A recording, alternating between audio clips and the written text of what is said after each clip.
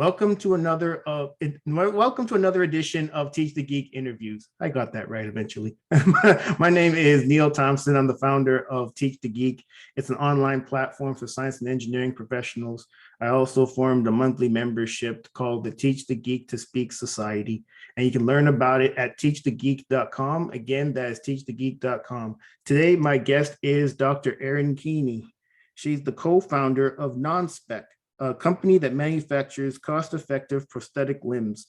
She's also an adjunct professor teaching students about medical device design and regulation. I heard her speak on a podcast and thought her story was so interesting. I wanted to have her as a guest on my podcast as well. And gladly she said yes after I emailed her twice about it. Welcome to Teach the Geek interviews, Dr. Keaney.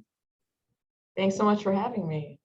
And I was thinking about responding to your email before you sent it a second time. I was just adjusting my schedule. I've started a new role. It's been quite crazy. Wonderful. Well, I'm glad the thinking eventually ended up being doing.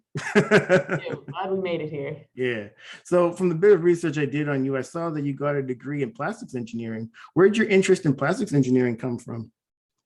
Well, the only reason I knew about it is because my dad actually is a plastics engineer, and he went through the same program that I eventually went through.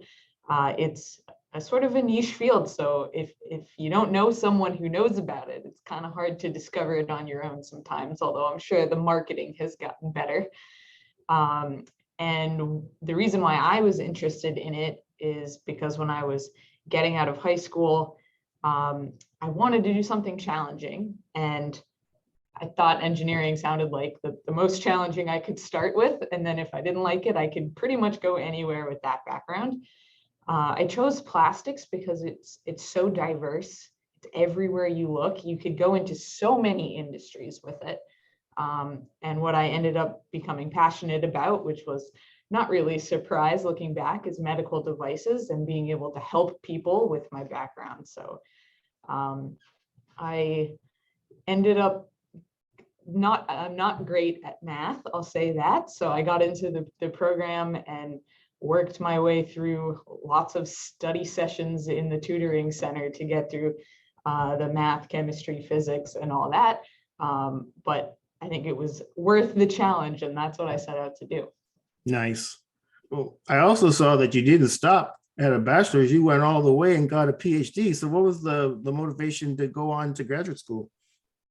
Did. I mean, when I was thinking about my career, I always said, all right, I'll go to college, I'll get my master's degree, and then I'll go to industry. And then when I got there, my senior year, I kind of had something that helped me change the entire course of what I was going to do.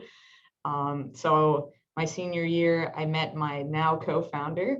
I met him plenty of years earlier than that, but he was starting to work on a mechanical hand, and you could wear this little ear cuff and concentrate, and the hand would open and close. And he made that for $75. And during the first presentation he made on that project, we had people coming out of the audience saying, "You made this for really low cost. Can you do this for more prosthetics and get this to people who need it?"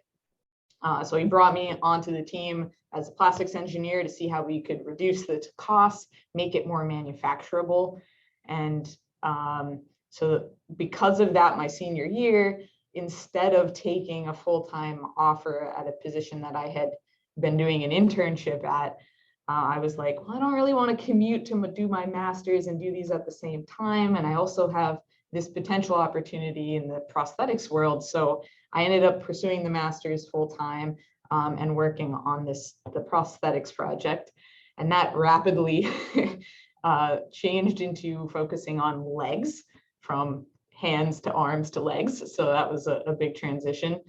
And then by the time I was done my master's, which was just 1 year because I did the +1 program that UMass Lowell has, which is great. I was doing research on the side, for my master's with a completely different project than prosthetics. And they said, hey, we still have more that needs to be done. Do you want to do your PhD on the same project? So I ended up going for it. because I wanted to see how I could make this thing that developed into my company, Nonspec, how I could make that pan out. So I ended up doing a lot of years of school and then actually going into my postdoc after my PhD. I commend you for all those years of school you did. Because you're right. I added it up. It's like 21 years of my life, which Wow. total in school. Right. Yeah. K through 12, and then all the other years after that. Yeah. It's a lot of, that's a lot of education. So you know a lot about something.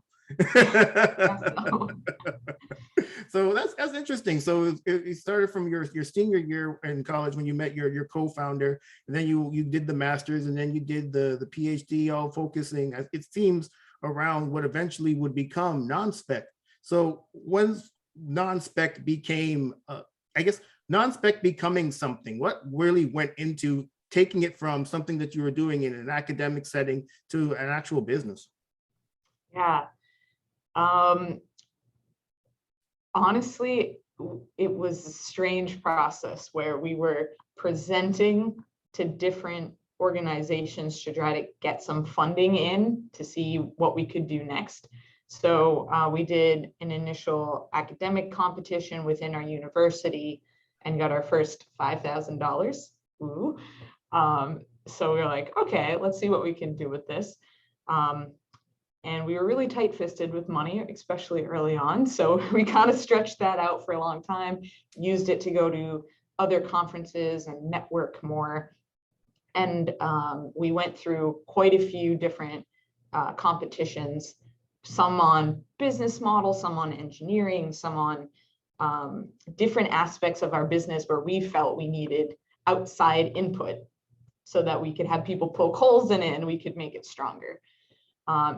And every subsequent competition or grant that we went through where we got feedback in, we got mentorship, and we got funding, we were like, oh, I guess we could take this further.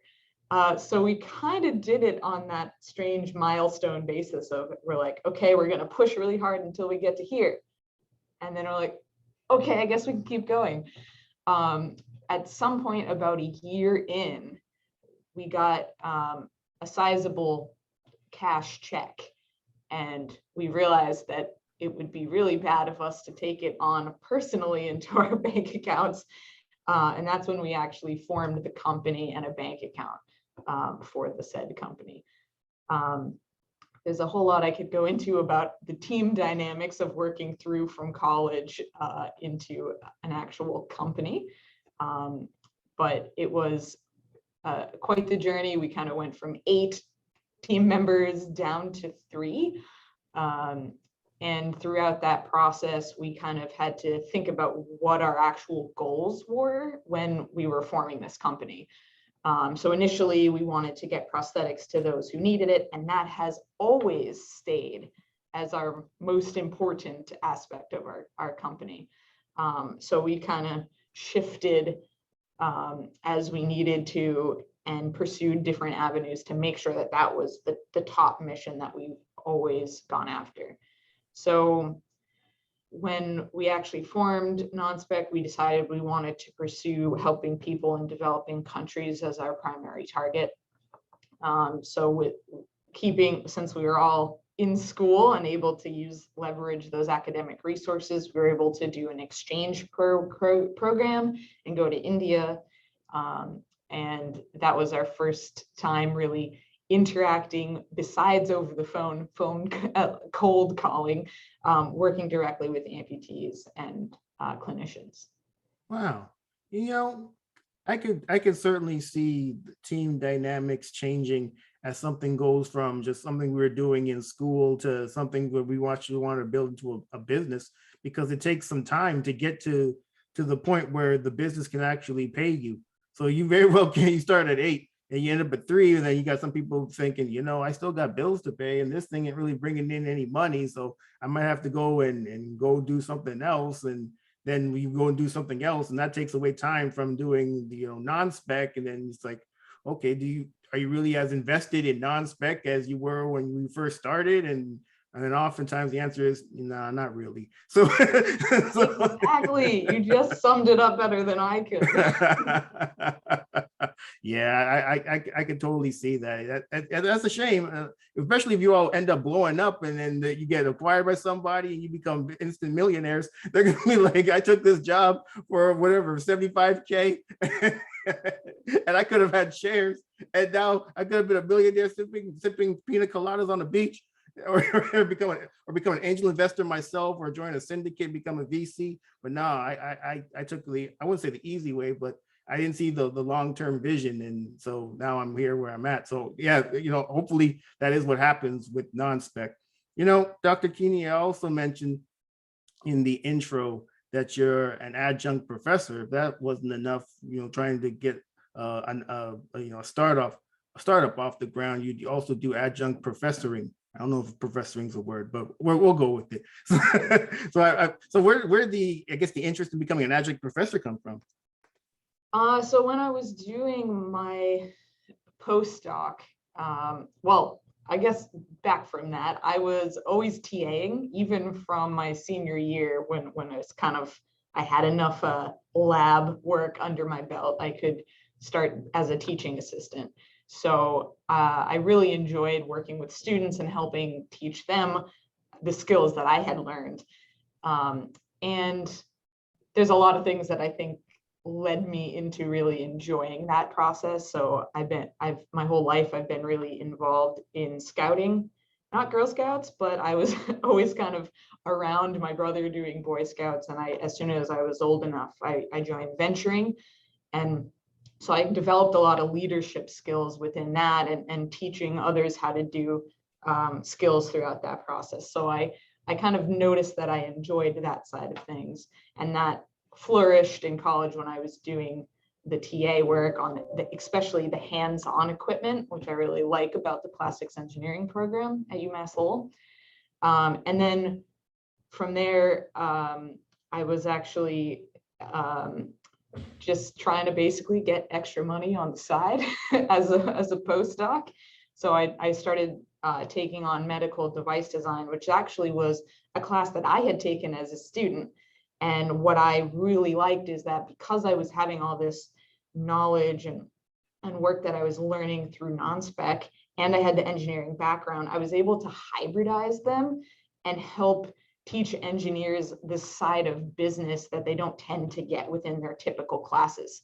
So I completely revamped the class from when I had taken it, and really made it project-based, and let people work together to identify a problem in the market, in the medical device space, and then innovate around how they could solve it.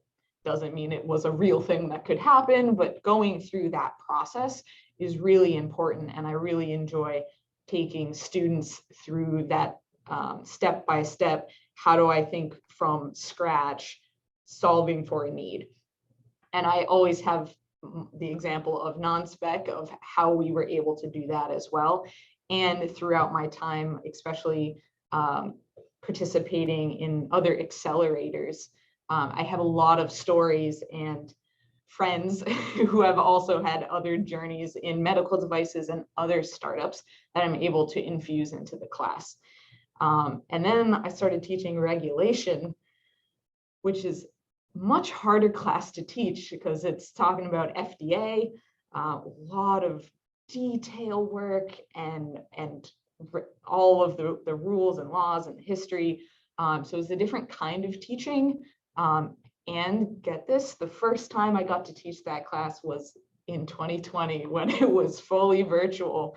So it was definitely challenging trying to teach something that was so law-based and dry through that virtual format, but I was able to play with breakout rooms and get people interacting, and also make a group project around it.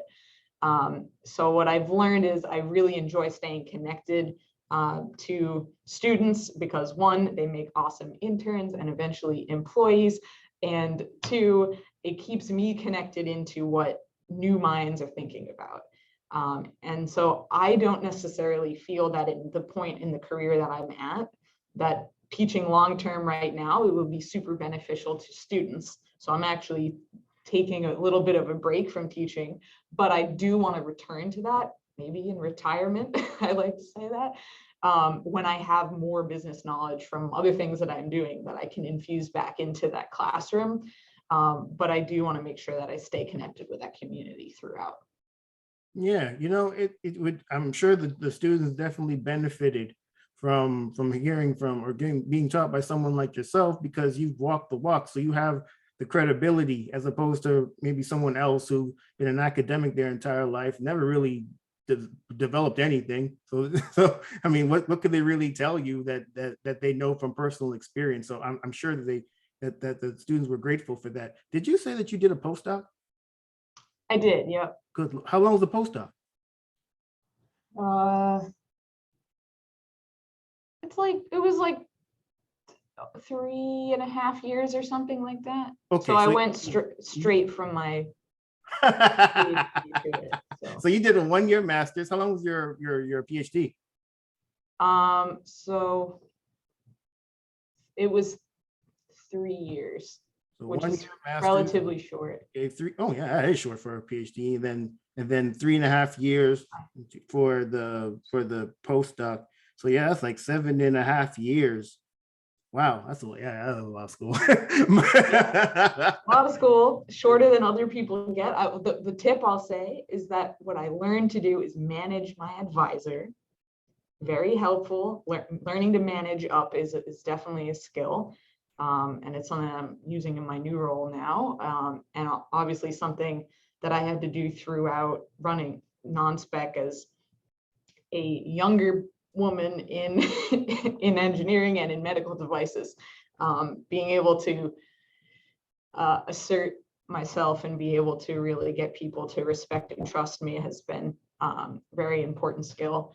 And the other thing that helped me is that because I went to the same school, my advisor had seen me for those whole 7 years and was like, "You should be done by now, right?" I was like, "Yeah, I should." Yeah, let's make that happen. You know what? That's a great point of, if staying at the same school, that could really help. And having that same advisor, yeah, that definitely can help, because when you change schools, oftentimes there's different requirements for the different schools. You got to fulfill those requirements, and then you got to learn this new person who knows how long he or she typically keeps people as PhD students, because it varies from place to place.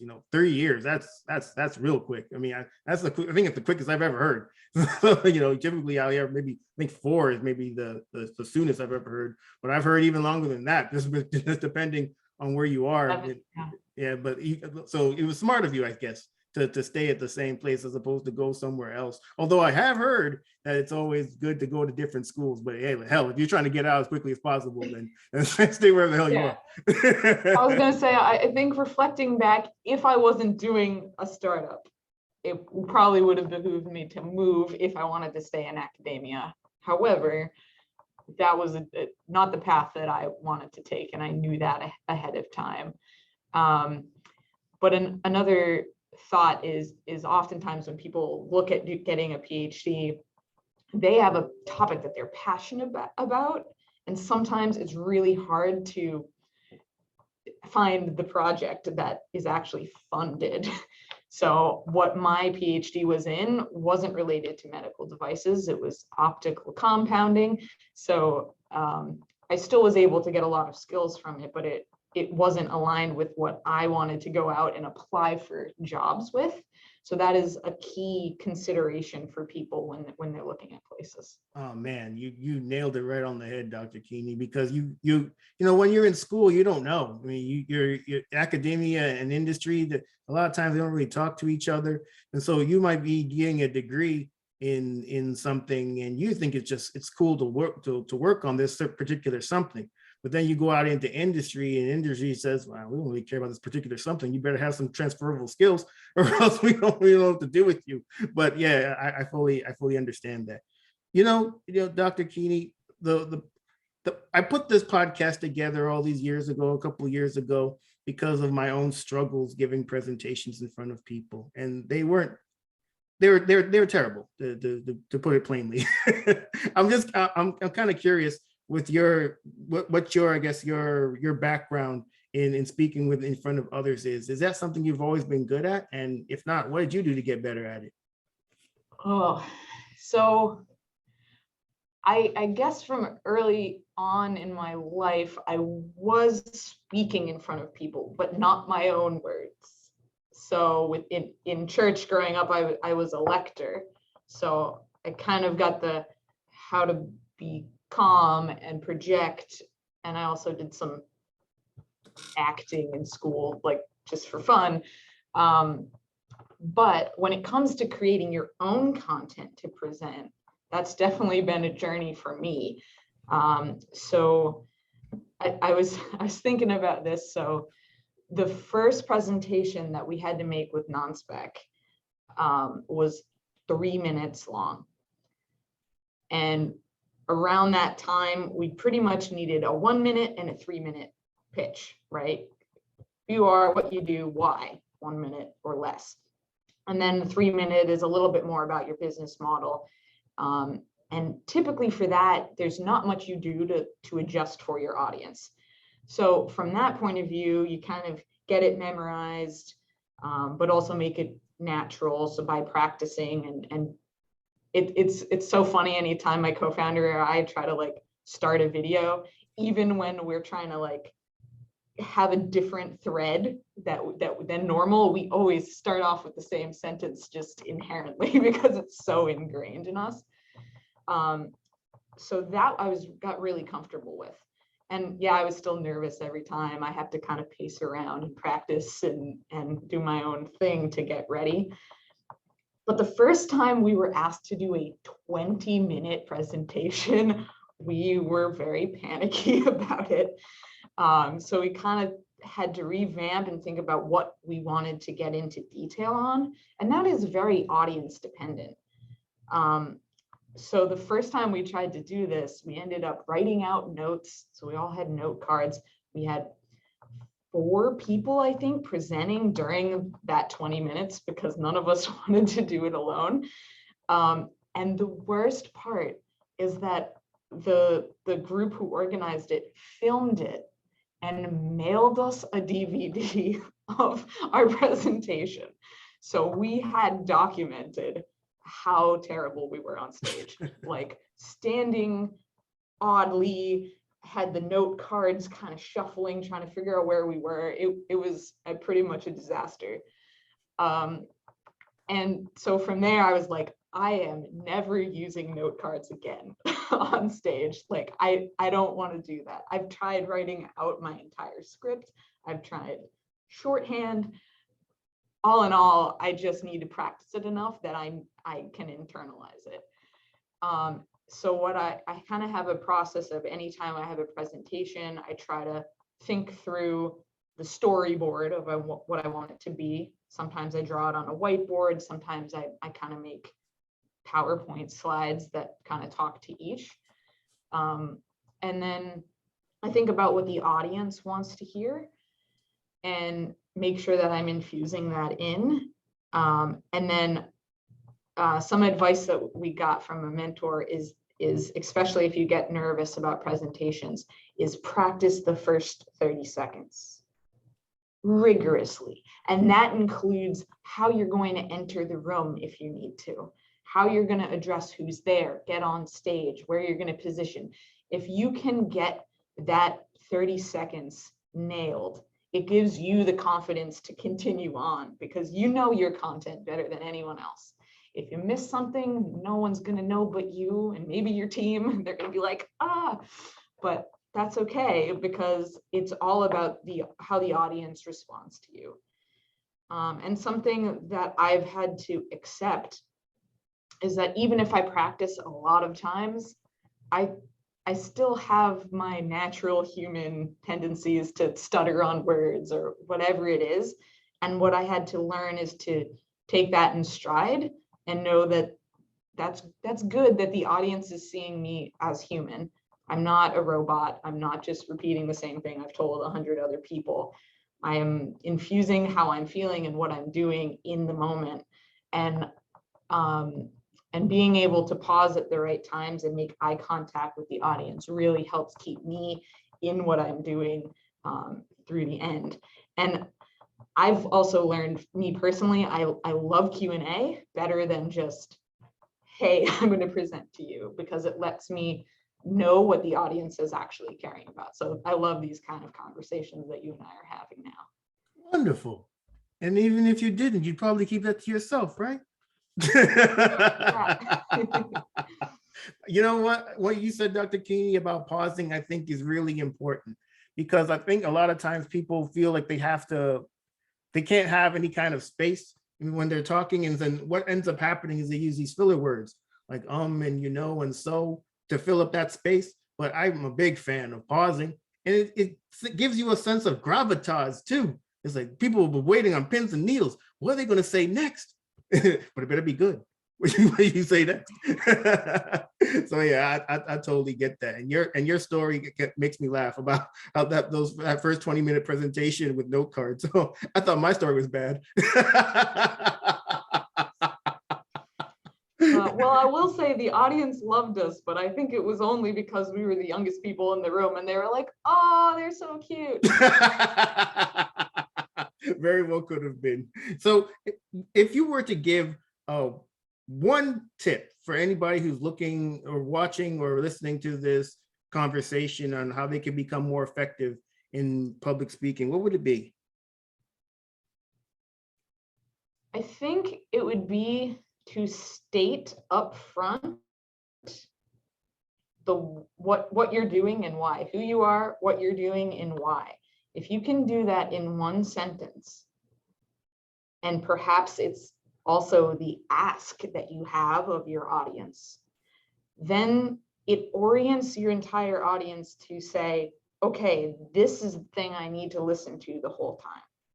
If it's, hey, I'm going to ask you to promote me on social media, they're going to be looking for those tidbits that they can like put on Twitter or whatever, right? So if you give them that heads up that they need of how they should be listening to your presentation, and also not making them wonder until slide 3 or 4 or when what you're doing and why you're here, that really helps you connect with the audience and level sets everyone and lets them pay attention more attuned into what you need with them.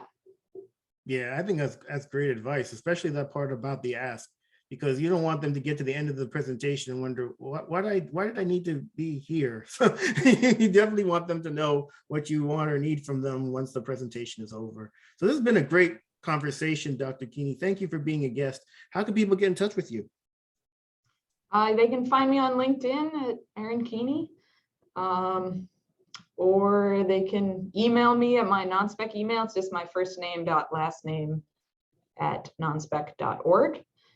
You can also go to nonspec.org to find more about Nonspec and what our team is up to. We're really bad at social media, but we're on all the platforms.